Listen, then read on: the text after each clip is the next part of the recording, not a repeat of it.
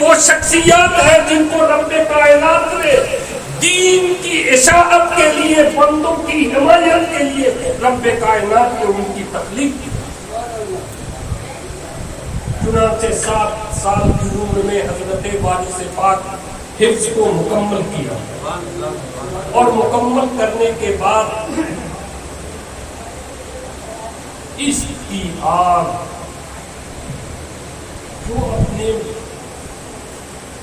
مادر شکم سے لے کر پیدا ہوئے تھے، اس آگ نے رفتہ رفتہ شعلہ اور جوالا بننا شروع کیا۔ 18 سال تک حضور سیدنا وارث پاک سیروا فی الارض، قرآن مقدس کے اندر کہا گیا کہ تم اس زمین کا سیر کرو۔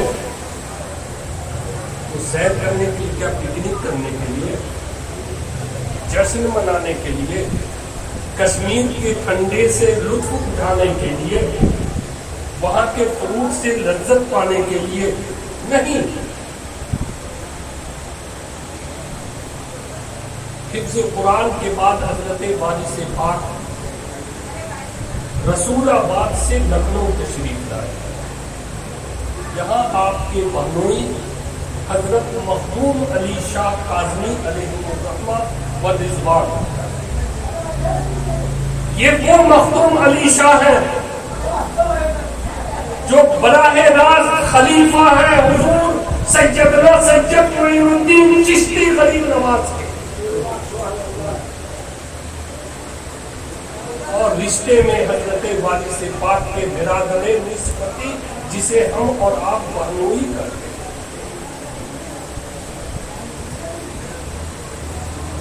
انہوں نے کہا کہ وارث، جو نعمتیں تیرے لیے میں محفوظ رکھا ہوں، جو امانت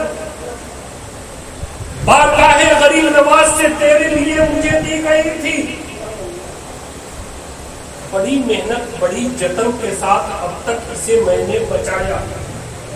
اب میری ضعیفی کا وقت ہے، میرے بڑھاپے کا وقت ہے، نہ جانے کس وقت رب کا بلاوا آ جائے، لہذا وارث تم اپنی امانت لے لو۔ ولایت کی تاریخ بتلا رہی ہے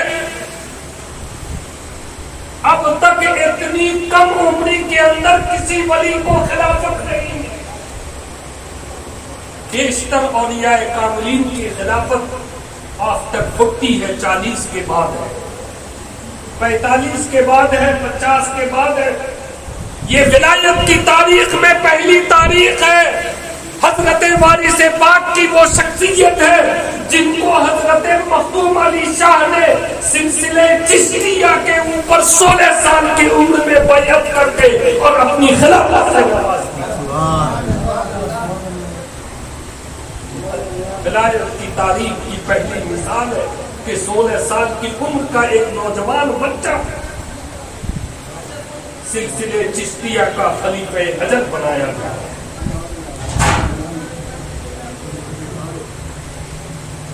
چنانچہ اس خلافت کے بعد جو عشق کی چنگاری تھی وہ جوالا بننا شروع کر دیا، اور قرآن مقدس کی یہ آیت حضرت وارث پاک کی زبان پر آئی، سیروا فی الارض، اے وارث میں نے صرف سلسلے چشتیہ کی خلیفہ کے لیے نہیں، میں نے صرف چشتی نعرے بنانے بلند کرنے کے لیے تمہیں جنم نہیں دیا، ارے میں نے تو اپنے محبوب کی امت کی ذمہ داری تمہیں سونپا ہے۔ امت کے حالات کو جاننے کے لیے امت کے گھروں تک پہنچنا ہوگا، امت کے چوکھٹ کو دستک دینا ہوگا، امت کے قریب کرنا ہوگا۔ چنانچہ 18 سال تک حضرت وارث پاک صرف ہندوستان نہیں، اٹلی، فرانس، جاپان، جرمن، ان تمام ملکوں کا حضرت وارث پاک نے دورہ کیا. تاریخ بتلا رہی ہے صحابہ کرام کے بعد کی یہ پہلی تاریخ ہے کہ سیدنا وارث پاک نے ملکہ وکٹوریہ کو دعوت اسلام پیش کیا. جانو تم ایسے قائد کے جھنڈے تلے ہو جنہوں نے اس پرستم اور پرآشوب ماحول کے اندر انگریزیت کے ایک تاجدار کو اس دعوت اسلام جا کر کے ملک وکٹوریہ کو حضرت وارث پاک نے پیش کیا. اور اس طریقے سے ہوتے ہوئے پھر واپس آپ ہندوستان تشریف لائے اور اجمیر تشریف لائے. جو اجمیر شریف کی روزے پر حاضری کے لیے آپ نے جو اپنے جوتے کو اتارا، اس کے بعد سے یہ تاریخ بتلا رہی ہے کبھی حضرت وارث پاک نے اپنے پیروں کو جوتا کر اور آپ نے باقیادہ پیدل سفر کیا مکہ المکرمہ کا، مدینہ المنورہ کا، باقیادہ سفر کیا. غلاف کعبہ پکڑ کر حضرت وارث پاک نے فرمایا اے مولا یہ تیرا گھر ہے، تیری رحمت کی برسات ہوتی ہے، یہ تیرا گھر ہے، عظمتوں کا خزانہ لٹ رہا ہے، یہ تیرا گھر ہے، تیری نوازشات و عنایات کی آندھیاں چل رہی ہیں. اور ایک ننھا جسم وارث پاک تیرے گھر کے غلاف کو پکڑ کر جس ذمہ داری کے لیے تم نے مجھے جنم دیا ہے اس ذمہ داری کے نبھانے کی قوت کی بھیک مانگا.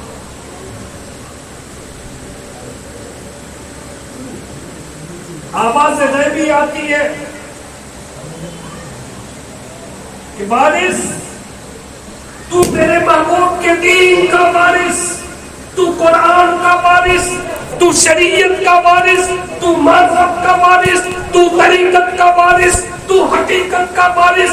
تجھے جب میں نے وارث بنا دیا تو قوت تو دینا یہ میری ذمہ داری.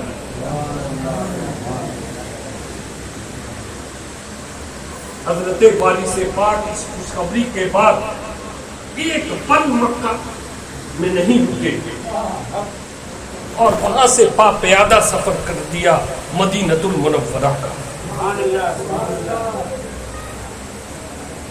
اور بارگاہ رسالت میں آپ نے حاضری دیا اور روضہ رسول کے سامنے کھڑے ہو کر کے عرض کیا الصلاۃ والسلام علیک یا رسول اللہ، الصلاۃ والسلام علیک یا حبیب اللہ، الصلاۃ والسلام علیک یا سیدی و مولائی یا رسول اللہ.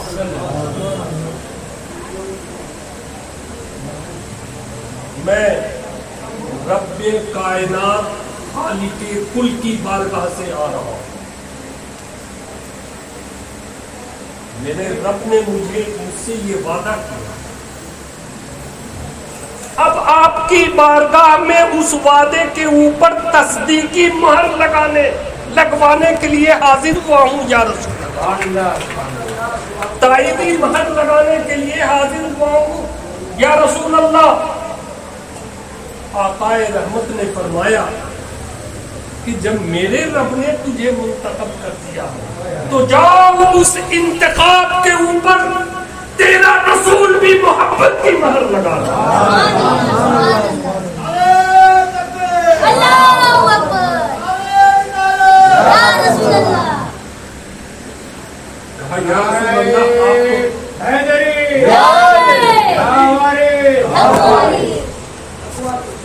کہا یا رسول اللہ آپ نے محبت کی مہر لگا کر کے محبت کا سرچشمہ مجھے بنا. آپ نے محبت کی مہر لگا کر کے محبت بانٹنے کی ذمہ داری ادا کر دی. آپ نے محبت کی مہر لگا کر کے محبت غریبوں کے درمیان تقسیم کرنے کی ذمہ داری سونپ دیا. کہا یا رسول اللہ، یا حبیب اللہ، وہ بساط، وہ حالات، وہ کلچر عطا کر دیجئے جو آپ کی عطا کردہ ذمہ داری کو وارث بحسن خوبی ادا کر سکے. اور اس کے بعد 18 سال اس طریقے سے حضرت والد پاک کا سفر ہوتا رہا، اور اسی میں مکہ مدینہ کے سفر کے بعد آپ دوبارہ تشریف لائے. رسول آباد میں کئی ایکڑ کے اندر بنا ہوا مکان تھا، اور ایک محلہ آباد تھا جسے تاریخ بتلا رہی ہے کہ اس محلے کو سید آباد کہا جاتا تھا. اب آپ سوچ لیجیے وہ محلے رقبے کے اعتبار سے کتنا بڑا رہا ہوگا، اور ان تمام پراپرٹیز کے مالک تنے تنہا حضرت وارث پاک تھے. 18 سال کی صحرا نوردی کے بعد حضرت وارث پاک نے وہ پورے محلہ سید آباد کو، اس علاقے کے غربا، یتیم، محتاج، مسکین کو بلا کر کے اور ان لوگوں کے درمیان تقسیم کر دیا، اور کہا غریبوں کی مدد کرنا، محتاجوں کی دستگیری کرنا، پریشان حال لوگوں کے سامنے کھڑا ہونا، یہ میرے خاندان کی سنت ہے. لہذا وارث پاک نے اس سنت پر عمل کرتے ہوئے پورے سید آباد کو غریبوں میں تقسیم کر کر کے اور بے سر و سامانی کے عالم میں وہاں سے چلے، اور دیوا کی سرزمین پر آپ قیام فرمائیں جہاں آپ کا مزار انور ہے. یہ تاریخ بتلا ہے. حضرت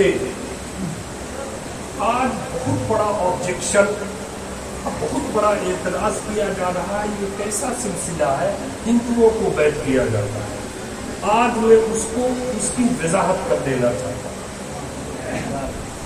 بالکل وصول تصوف کے لحاظ سے نعوذ باللہ حمایت کے انداز میں نہیں. جو تصوف کے اندر بیعت دو قسم کی ہوتی ہے. ایک بیعت دعوت ہوتی ہے اور دوسری بیعت اجابت ہوتی ہے. بعین ہی حضور کی امت بھی دو طریقے کی ہے. ایک بیعت دعوت ہے، جتنے یہ مشرکین غیر مسلمین ہندوستان ہی نہیں ساری دنیا میں جتنے بھی موجود ہیں وہ سارے کے سارے منکرین امت مصطفیٰ میں ہے، لیکن وہ امت دعوت ہے. اور جن لوگوں نے کلمہ پڑھ لیا، تصدیق رسالت اور تصدیق الوہیت کر لیا، وہ لوگ امت دعوت. اجابت میں ہوئے.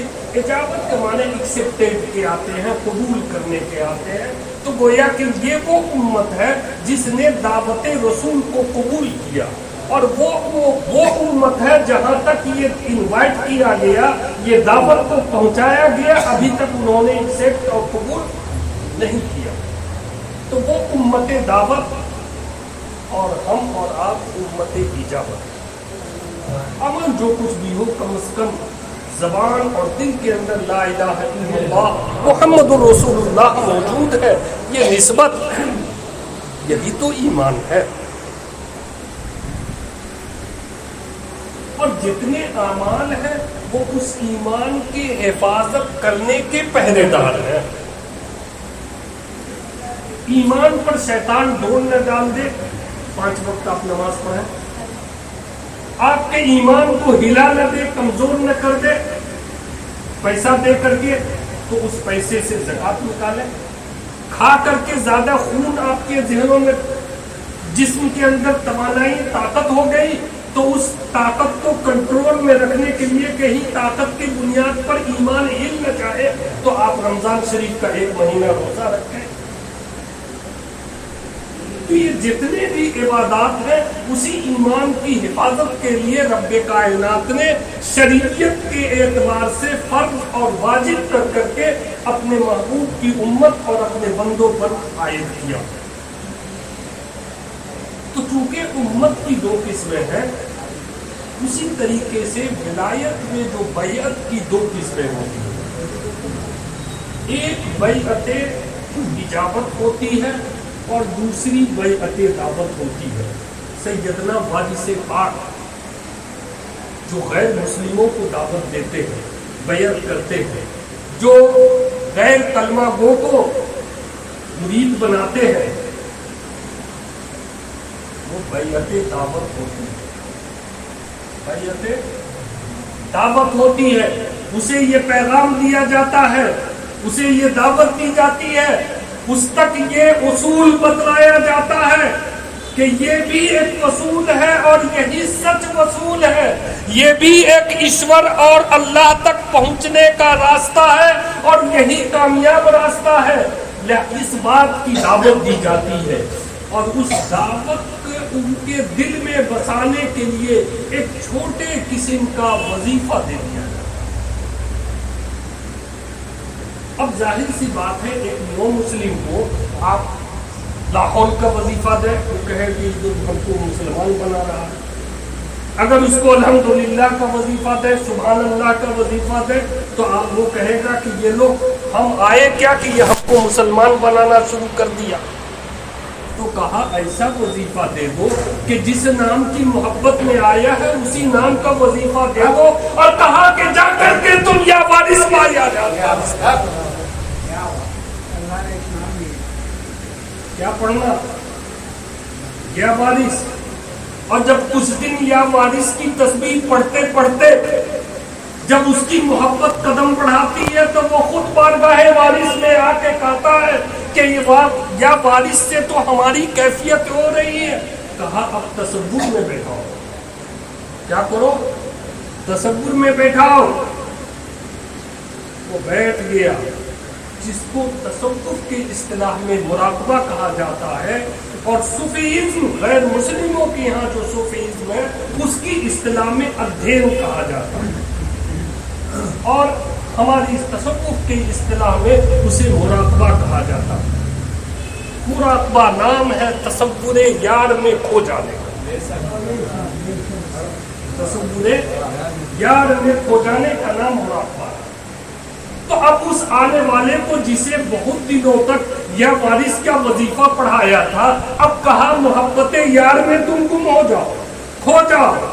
یعنی مجھے تصور میں رکھ کر کے تم بیٹھ جاؤ. جس دن وارث تمہارے نگاہوں کے سامنے آ جائے تب تم آنا دیوا کی سرزمین، تب تم آنا دیوا کی سرزمین پر. اب وہ تصور میں بیٹھ گیا، اور بیٹھتے بیٹھتے ایک وقت ایسا آیا کہ جب وہ آنکھوں کو بند کرتا ہے، تصور کو اکٹھا کرتا ہے، جس وقت جس پل جہاں اسے وارث پاک نگاہوں کے سامنے،